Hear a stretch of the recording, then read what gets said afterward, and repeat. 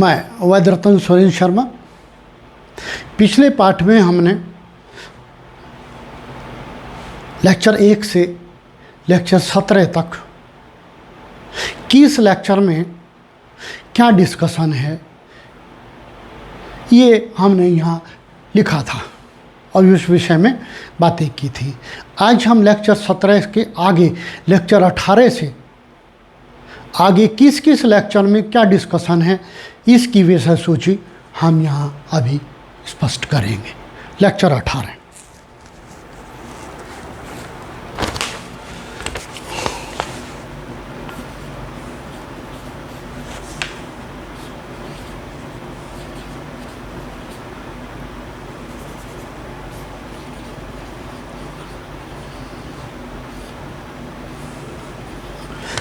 सम्मुख दो सज्जन बैठे हैं जो ज्योतिष सीख रहे हैं।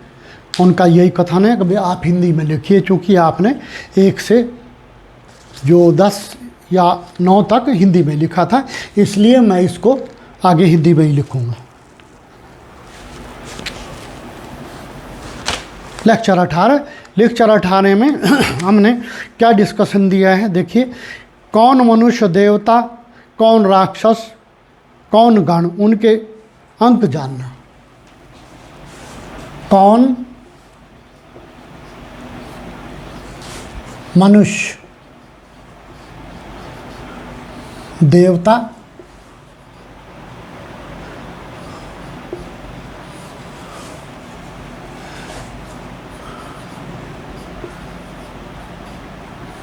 कौन राक्षस,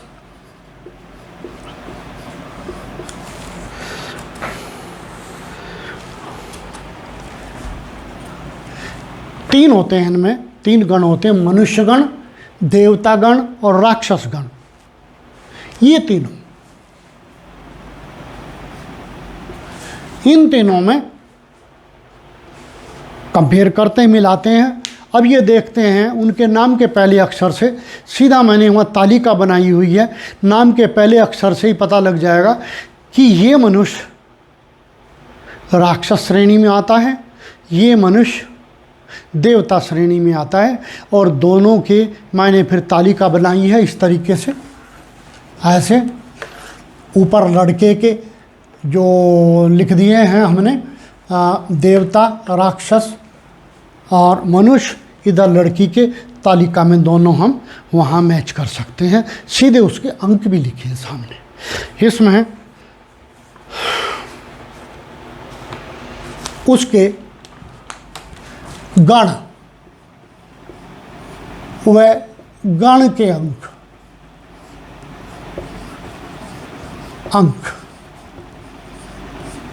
जानना।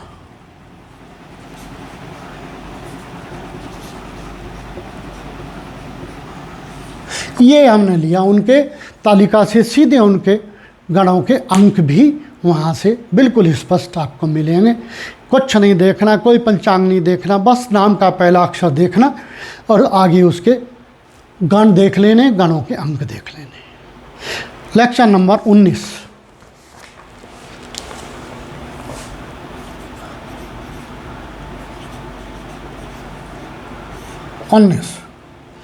लेक्चर 19 में हमने लिया है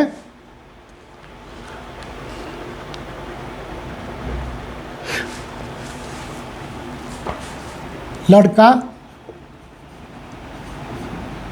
व लड़की की राशियों से उनके भकूट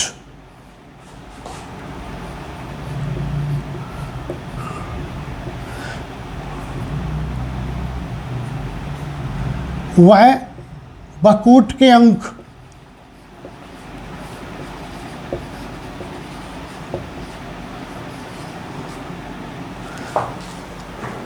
लड़का तथा लड़की की राशियों से उनके भकूट तथा भकूट के अंग जान लेना।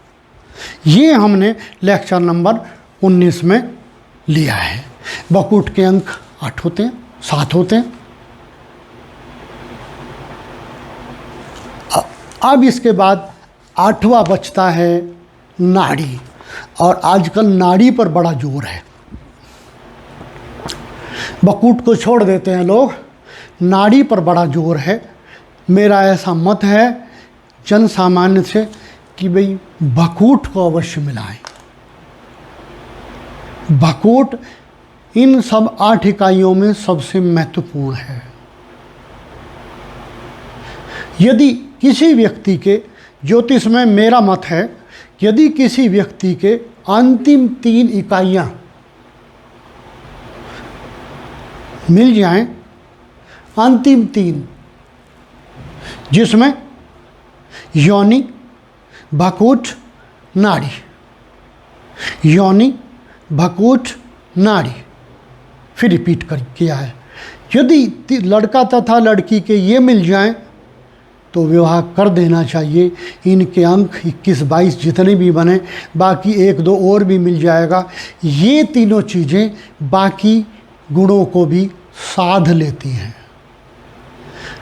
इनका प्रभाव ठीक उसी प्रकार से होता है जैसे राज में होम मिनिस्टर का होता है, उसके हाथ में बाकी चीज़ें होती हैं। ये तीनों इकाइयाँ साध लेती हैं बाकी गुणों को भी, और जीवन उत्तम चलता है। उन लोगों का जोड़ा बना दीजिए जिसके योनि, बकूट और नाड़ी मिल जाए, उत्तम गुण मिल जाए। अब इसमें हम लेते हैं कि लेक्चर 20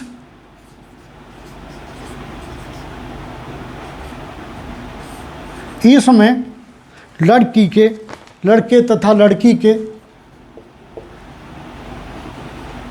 लड़के व लड़की के प्रथम नामाक्षर से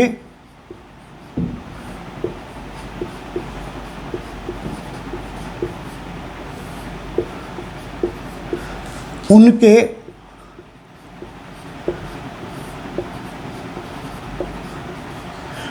नक्षत्र ज्ञात करके, दोनों के नक्षत्र तालिका में वही लिखे हुए हैं, प्रथम पाठ में ही मैंने बताए थे, जहाँ राशियाँ और नक्षत्र योनि तीनों एक ही पाठ से हैं, वहीं उनके नक्षत्र, और फिर दोनों के नक्षत्रों के आधार पर वह नक्षत्रों के द्वारा उनकी नाड़ी व नाड़ी के अंक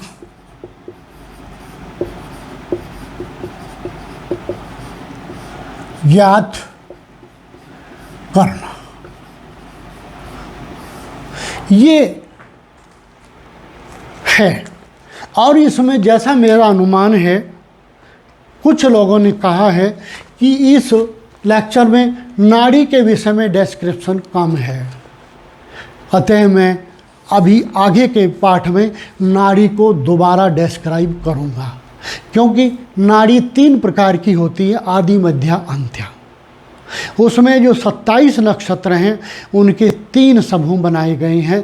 किस प्रकार से 3 समूह बनते हैं उसको मैं आगे एक पाठ में पुनः डिस्क्राइब करूँगा, क्योंकि जैसा लोगों ने बताया है, मैसेज दिया है कि नाड़ी का डिस्क्रिप्शन इसमें कम है, और उत्तम चाहिए, और उत्तम होगा। उस लेसन की संख्या 80 के बाद होगी, नाड़ी का पुनः विवरण या पुनः डिस्क्रिप्शन। अब आता है लेक्चर 21।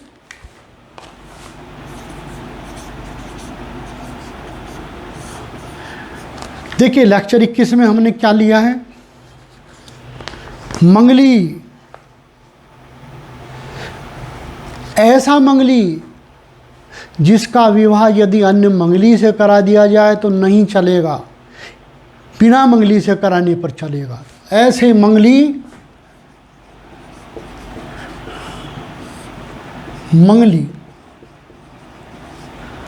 जिनका विवाह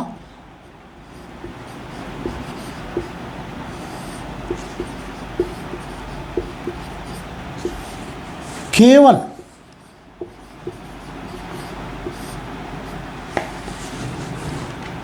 बिना मंगली वाले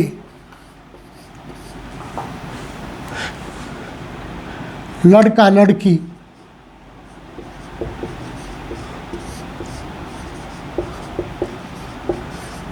से कराना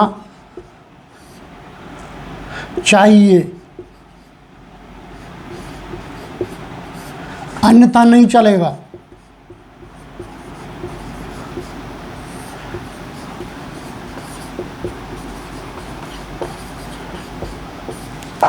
हर व्यक्ति की ये सोच है कि मेरा बच्चा मंगली है तो मैं इसके लिए मंगली ही जीवन साथी तलाशूं। गलत। मैंने उन इकाइयों को डिस्क्राइब किया है कि जिस स्थिति में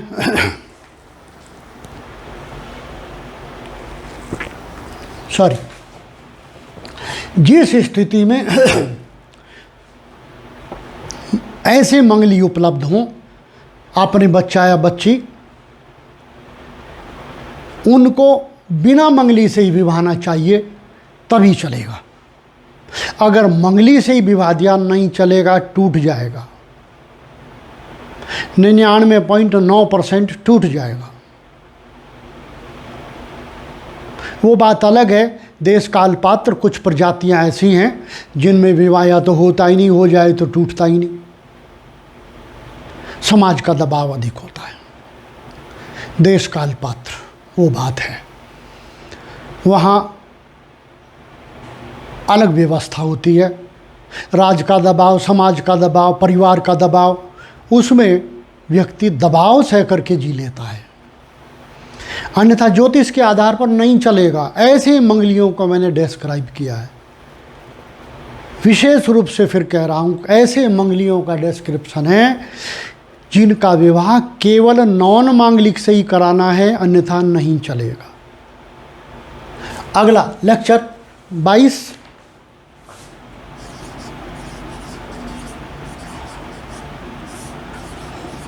लेक्चर 22 में हमने क्या लिया है, देखिए क्या पढ़ाया था।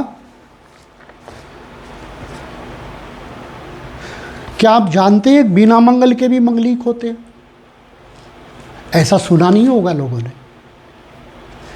परंतु ज्योतिष के गूढ़ ज्ञान में जाएंगे तो स्पष्ट लिखा हुआ है। पुस्तक का नाम भी बता देता हूं, जिसमें एक विद्वान ने स्पष्ट किया है। मैंने भी अपनी पुस्तकों में स्पष्ट किया है। मेरी पुस्तक का नाम है ज्योतिष प्रकाश। मैंने भी उसमें स्पष्ट किया है इस विषय को। दूसरी पुस्तक का नाम है ग्रह फल निर्णय। वो भाग 1 और भाग 2 में प्रिंटेड है, मार्केट में उपलब्ध है सभी जगह। उसमें मैंने उदाहरण भी दिए हैं, डिस्क्रिप्शन दिया, अनेक लोगों के उदाहरण दिए हैं जो लोग मेरे पास आए इस विषय से संबंधित और उनके विवाह टूटे, क्योंकि मंगल से मंगल का करा, मंगली से मंगली का कराया, जबकि वो चलना ही नहीं था, नॉन मांगलिक से कराना था। मैंने उदाहरण भी दिया, लड़के की भी उदाहरण दिए, लड़की के भी उदाहरण दिए। अब ये यहाँ है कि आप ऐसे क्या सुना है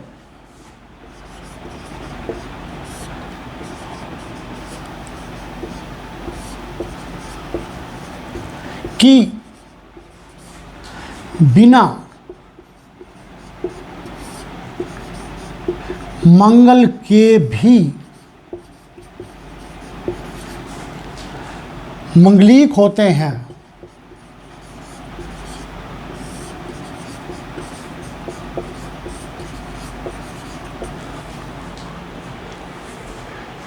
अर्थात जिन भावों में मंगल होने से व्यक्ति को मंगलिक मान लिया जाता है, यदि उन भावों में 2 या 3 पापियों की युति एक साथ हो तो व्यक्ति मंगलिक होता है। मंगलिक शब्द मंगल की उस क्रूरता से है जो व्यक्ति को प्रभावित करती है। मैंने कुछ पाठों में इस बात को डिस्क्राइब किया है कि मंगल ही हमें सबसे ज़्यादा क्यों प्रभावित करता है, क्योंकि मंगल पृथ्वी के बाहर की तरफ चक्र में पृथ्वी के सबसे नज़दीक है। इसलिए उसकी सारी गर्मी पृथ्वी पर आती है, अन्य ग्रहों की इतनी नहीं आती। इसलिए मंगल को मंगल से प्रभावित कहा गया। तो ये मैंने उसमें स्पष्ट दिया है उदाहरणों सहित, कुंडलियों सहित, कि बिना मंगलिक के भी मंगलिक होते हैं, और मैंने लोगों की कुंडलियां भी वहाँ उदाहरण स्वरूप दी हैं। मेरे अलावा एक और विद्वान ने मुझसे पहले ही जिसने पुस्तक लिखी, स्पष्ट किया अपने पाठों में, उसका नाम है ज्योतिष प्रवेशिका। इसमें स्पष्ट लिखा है कि मंगल के बिना भी मंगलिक होते हैं, और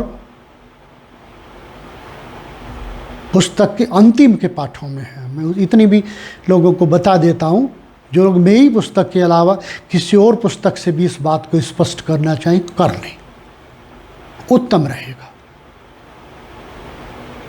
यदि ऐसे मंगलिक से अपने बच्चे को ब्याह दें जो बिना मंगल के मंगली है, प्रभु भला करे, विवाह तो उसका भी होगा, परंतु हम क्यों सिर फोड़े। यदि हमें पता हो, यदि हमें पता है कि ऐसा बच्चा मंगलिक है जो बिना मंगल के है, तो हमें तो कम से कम यदि ज्ञान है तो उसे अवॉइड करना चाहिए। वो अपना विवाह कैसे करेंगे ये तो वो जाने। मैं ज्योतिषी के रूप में यदि उसको डिस्क्राइब करूँ कि विवाह तो उसका भी कराना है, तो मैं उसके कुछ उपाय, पूजा, यंत्र मंत्र आदि बताऊंगा, ताकि वो हल्का हो, कुछ पाप पुण्य घटे और विवाह चलने का योग बने। और उसके लिए कैसा जीवन साथी तलाशा जाए जो चल जाए, ये बैठ करके ही डिस्कस किया जाता है। यहाँ डिस्क्राइब सबको नहीं किया जाता, काफ़ी लंबा समय लगता है। आगे लेक्चर 23।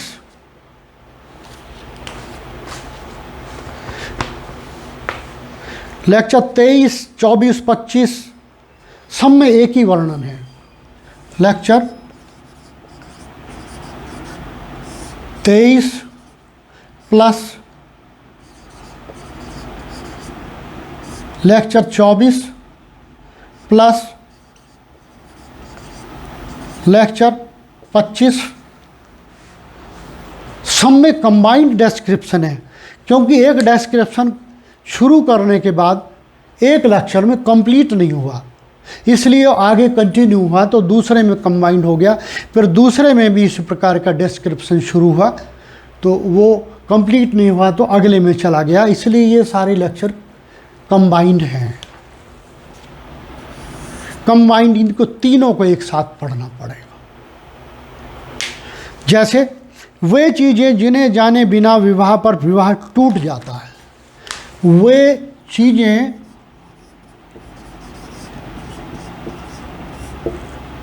या योग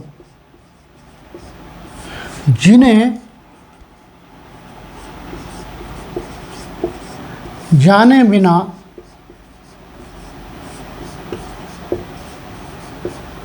विवाह न करें, न करें, टूटेगा मुकदमा, जला देना, जलाकर हत्या, जेल, कंगाल, ऐसे योग होते हैं कुंडलियों में। इनको देखे बगैर शादी ना करें, करेंगे आपका बच्चा भोगे और आप जाने। मैंने अनेक योग इसमें दिए हैं उदाहरण सहित। कंगाली का योग होता है, एक्सीडेंट का योग होता है, फ्रैक्चर का योग होता है, विवाह होते जेल जाने का योग होता है। ऐसी कुंडलियां मैंने दी हैं कि लड़की विवाह होकर गई, तीसरे दिन विधवा होकर लौटी। लड़की विवाह होकर गई, 5वें दिन तलाक देकर लौटी। ऐसी कुंडलियां मैंने उदाहरण स्वरूप दी हैं और इन डिस्क्रिप्शंस को मैंने दिया है। कृपया इन्हें आप ज़रूर देखें और नकारे ना, एवं ही ना लें। जैसे हमारा समाज है उसमें जिसकी आयु अधिक हो जाती है तो वो व्यक्ति सोचता है कि तुझे ही ज़्यादा आता है, तू होशियार है, बाकी तो सब ऐसे ही कह रहे हैं। फिर भोगता है। लड़की घर आकर बैठ जाती है, लड़का जेल चला जाता है। ठंडे दिमाग से काम लें और किसी ज्योतिषी से मदद ले लें। थोड़ा धन का लोभ ना करें। मंदिर के पंडित जी से जाकर के जो कर्म कांड जानते हैं, ज्योतिष नहीं जानते, कृपया उनसे उनका विषय पूछें और ज्योतिष विषय ज्योतिषी से पूछें। थोड़ा लोभ त्यागें ताकि आगे कष्ट ना हो, अन्यथा फिर भोगना होगा और लाखों लगते हैं। फिर 1000-500 के लोभ को त्यागने से समस्या निपट जाए तो कोई बुराई नहीं। ऐसे योग मैंने इसमें दिए हैं। फिर आगे जिससे विवाह करने जा रहे हैं,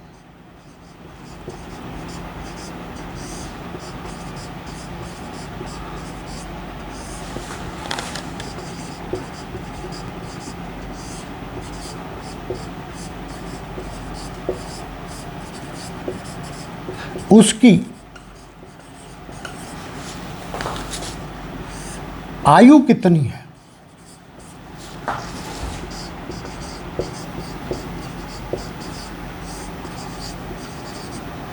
ये तो मैं नहीं कहूँगा कितनी शेष बची है, विचय तो हो जाएगा, लेकिन ये अवश्य कहूँगा कि ये उससे मैंने स्पष्ट उसमें तालिका दी है, डिस्क्रिप्शन दिया है, जिसमें कुछ थोड़ा रोक लिया है ताकि घातक ना हो जाए।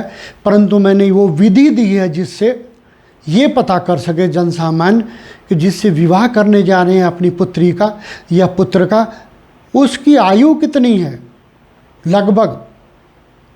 ये बात आपको बड़ी विचित्र लगेगी, लेकिन ऐसा है और आप खुद ही जान लेंगे विधि से कि आयु कितनी होगी। लगभग 30-40 होगी, 60-65 होगी या 70-75-80-100 होगी। आप अनुमान लगा लेंगे। वो विधि मैंने उसमें दी है।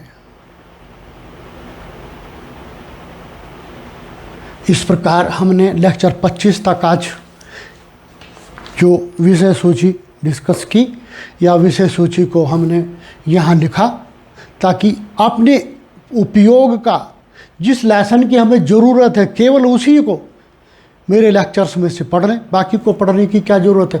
कोई मंगल को जानना चाहता है मंगल वाला लेसन पढ़ ले, कोई ये जानना चाहता है कि मैं लड़की की शादी करने जा रहा हूँ उसकी आयु कितनी है, उस लेसन को पढ़ ले।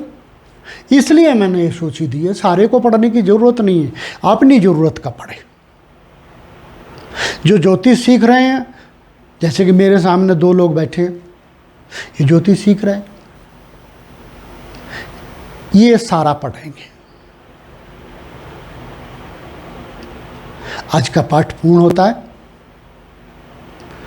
आशा है आप इसका लाभ उठाएंगे। यदि आपको भाए तो चैनल को लाइक और सब्सक्राइब करें, बाकी आपकी इच्छा। प्रणाम।